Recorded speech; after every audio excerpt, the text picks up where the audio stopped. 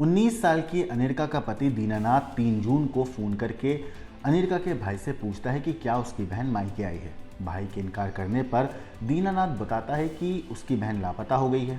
ये सुनते ही अनिर्का के मायके में हड़कंप मच जाता है। उसके माँ बाप, भाई, रिश्तेदार फौरन अनिर्का के ससुराल पहुँचते हैं और अनिर्का की तलाश में जुट जाते हैं। वो पूरा परिवार और ससुराल के कुछ लोग और जान पहचान के जितने लोग थे, ये सब लोग गांव से लेकर जंगलों तक, शहर के हर कोने में, हर कूचे में इसकी तलाश करते हैं, लेकिन उसका कोई भी सुराग नहीं मिलता। इसके बाद जब इसके भाई को फ़ोन किया था दीनानाथ ने, अनिर्का के पति ने, उसके 7 दिन के बाद 10 जून को अनिर्का का भाई अपनी बहन को तलाशते हुए गांव से करीब 4 किलोमीटर दूर बहने वाली नदी पर पहुंचता है। और जब वो वहाँ जाता है तो उसे कुछ ऐसा दिखाई देता है मंजर वहाँ का, जिसे देखने के बाद अनिर्का का भाई फौरन पुलिस को इस मामले में इत्तला देता है।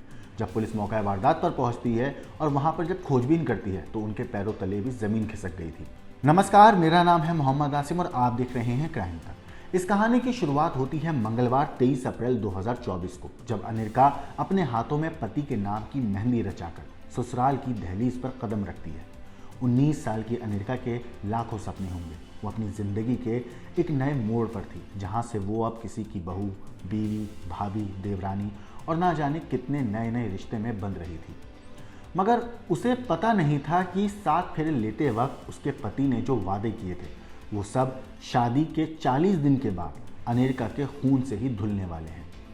19 साल की अनिर्का को पता नहीं था, जिसे वो अपना पति समझ रही है, ये वो हैवान है जो उसकी ज़िंदगी को ना सिर्फ ख़त्म कर देगा बल्कि उसको मौत की जद में धकेलने वाला है। असल में अनिर्का के परिवार ने उसकी शादी दीपनगर इलाके के चकदिलवार बदरू बिगाह गांव में रहने वाले दीनानाथ केवट नाम के शख्स के साथ बड़े धूमधाम से की थी।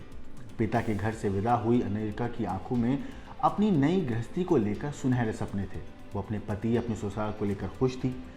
पति से लेकर ससुराल के हर सदस्य का ध्यान रखने की जैसे उसके ऊपर धुन सवार थी। वो चहचहाती अपने घर में घूम रही थी कि अब वो नए घर में जा रही है, एक नई जिम्मेदारी होगी उसके सर पे। उधर अनिर्का के परिवार को भी इस बात का सुकून था कि उनकी बेटी ससुराल में खुश है। लेकिन एक दिन अनिर्का के मायके में उसके पति का फ़ोन आता है, दीनानाथ का। और अनिर्का का पति दीनानाथ 3 जून को फ़ोन करके उसके भाई से पूछता है कि क्या अनिर्का वहाँ आई है, यानी उसके मायके पहुँची है। जब भाई मना कर देता है तो दीनानाथ तब उसको बताता है कि तुम्हारी बहन काफ़ी दिन से लापता है। ये बात सुनते ही अनिर्का के भाई के पैरों तले मानो ज़मीन खिसक गई हो।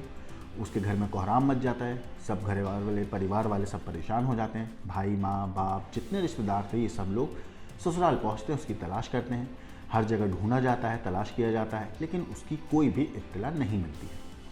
मगर 10 जून को अनिर्का का भाई जब नदी किनारे टहलने जाता है, यूं कहूं कि नदी किनारे जब वो अपनी बहन की तलाश में जुटा हुआ था, उसी वक्त उसके भाई को उस नदी के किनारे बालू के ढेर में कुछ एक ऐसी चीज़ दिखाई दी, जिसे देखने के बाद वो एकदम फाख्ता हो गया। उसके होश फाख्ता हो गए, वो घबरा गया, उसको समझ नहीं आया कि क्या करूँ। उस वक्त उसने पुलिस को फ़ोन किया। पुलिस जब मौका वारदात पर पहुँची तो नदी के पास दुपट्टे के एक टुकड़े पर अनिर्का के भाई की नज़र पड़ी थी। पास जाकर देखने पर पता चला कि ये दुपट्टा तो अनिर्का का है। दुपट्टे का थोड़ा सा हिस्सा बाहर था, जबकि बाकी ज़मीन के अंदर गड़ा हुआ था। अनिर्का का भाई तुरंत पुलिस को जब फ़ोन किया था तो पुलिस भी आनन फानन में वहाँ पहुँची और पुलिस की गाड़ी जब वहाँ पहुँची तो उस जगह की फिर खुदाई भी शुरू की गई। जब कुछ गहराई पर खोदते हुए उन्होंने देखा कि कंकाल वहाँ से उस गड्ढे में नज़र आने लगा था। कंकाल के साथ एक बेडशीट भी मिलती है। अनिर्का के परिवार वाले हैरान रह जाते हैं, क्योंकि ये कंकाल अनिर्का का ही था। उसके परिजन आरोप लगाते हैं कि अनिर्का की हत्या करके उसके पति दीनानाथ ने ही उसकी लाश को यहाँ दफन कर दिया है। पुलिस अभी तफ्तीश कर ही रही थी कि अनिर्का के रिश्तेदार उसकी ससुराल पहुँचते हैं और दीनानाथ को पीटना शुरू कर देते हैं। मौके पर उसके बाद पुलिस पहुँचती है और दीनानाथ को किसी तरीके से उनसे बचाकर दीनानाथ को हिरासत में ले लेती है। इसके बाद अब एक कहानी खुलने जा रही थी, क्योंकि इसमें अब जो सामने सच आ रहा था वो जानने के बाद हर कोई हैरान था। दरअसल पति, पत्नी और वो का ये पूरा मामला था। अनिर्का के परिवार वालों के मुताबिक दीनानाथ का एक महिला के साथ अवैध संबंध था और जब एक दिन अनिर्का किसी काम से बाहर गई तो इसने अपनी पत्नी के पीठ पीछे, यानी दीनानाथ ने अपनी महबूबा को घर पर बुला लिया। और जब उसकी पत्नी जब वापस घर आई तो जैसे ही उसने घर का दरवाज़ा खोला, बेडरूम का दरवाज़ा खोला, तो उसने देखा कि उसका पति अपनी गर्लफ्रेंड की बाहों में था। अपने पति को इस हालत में देखते ही अनिका का गुस्सा आ गया, उसका एकदम माथा गर्म हुआ, उसने इतनी भड़क जाती है कि वो अपने पति के ऊपर चिल्लाने लगती है। उधर पत्नी के सामने पोल खुलने से दीनानाथ भी सकपका जाता है। इसके बाद अपने आप को बचाने के लिए और लोगों को इसका ये राज ना पता चले, वो अपनी पत्नी का गला घोट कर उसकी हत्या कर देता है।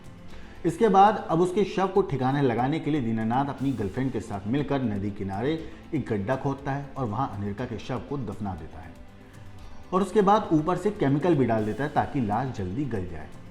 अपनी साजिश को अंजाम देकर दीनानाथ अनिका के भाई को फ़ोन करता है बाकायदा प्लानिंग से और उससे ये बात बोलता है कि उसकी जो बहन है वो लापता है। लापता होने की फर्जी कहानी अनिका के मायके वालों को बताता है। इसके बाद अनिका के रिश्तेदारों की शिकायत के बाद जब ये सारा राज खुला तो अनिका के जो परिवार वाले थे, जो उसके मायके वाले थे, उन लोगों की शिकायत के बाद पुलिस ने दीनानाथ और उसके भाई को गिरफ्तार कर लिया। बाकी इसमें कई और भी लोग हैं जो अभी फरार हैं, क्योंकि अनिका के परिवार वालों ने ससुराल के हर एक शख्स के ऊपर आरोप लगाया है कि हत्या में वो सारे लोग शामिल थे। क्योंकि ऐसा नहीं हो सकता कि एक महिला की, और वो भी घर की बहू की, जो अभी नई नवीली दुल्हन है, उसकी घर के अंदर हत्या हो जाती है और घर के बाकी लोगों को पता तक नहीं चलता।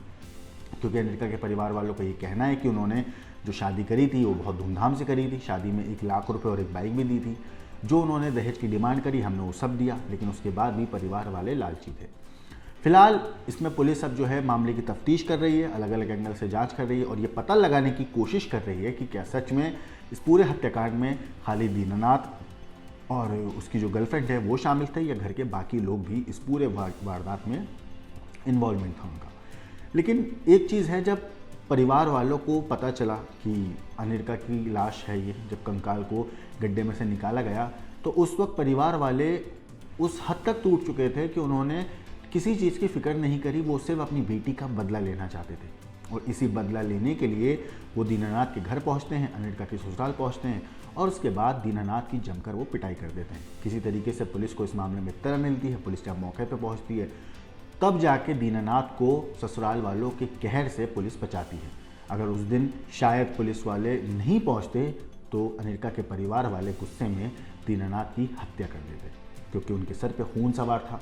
लेकिन कानून अपने हाथ में लेकर उनको इसी तरीके से न्याय नहीं मिलता। हाँ, गुस्से में आके उन्होंने जो सब किया, उसके बाद पुलिस ने उसमें कोई मामला फ़िलहाल दर्ज करा है या नहीं करा, इस बारे में अभी जानकारी नहीं है। लेकिन इस मामले में जिसमें कि अनिका की हत्या हुई है, इसमें ये बात अभी तक कबूल कर ली है अनिका के पति दीनानाथ ने कि उसने अपनी पत्नी की हत्या करी है। और फिलहाल पुलिस इस मामले में अब यही पता लगाने की कोशिश कर रही है कि इस केस में बाकी और कौन कौन लोग शामिल थे, क्योंकि इस केस में परिवार वालों के, जो अनिका के परिवार वालों ने, उन्होंने काफ़ी और भी गंभीर आरोप लगाए हैं।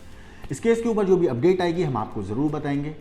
आपको इस केस के ऊपर क्या कहना है, क्या सोचना है, हमें कमेंट करके ज़रूर बताइएगा। बाकी देश और दुनिया की क्राइम की खबरों के लिए देखते रहिए क्राइम।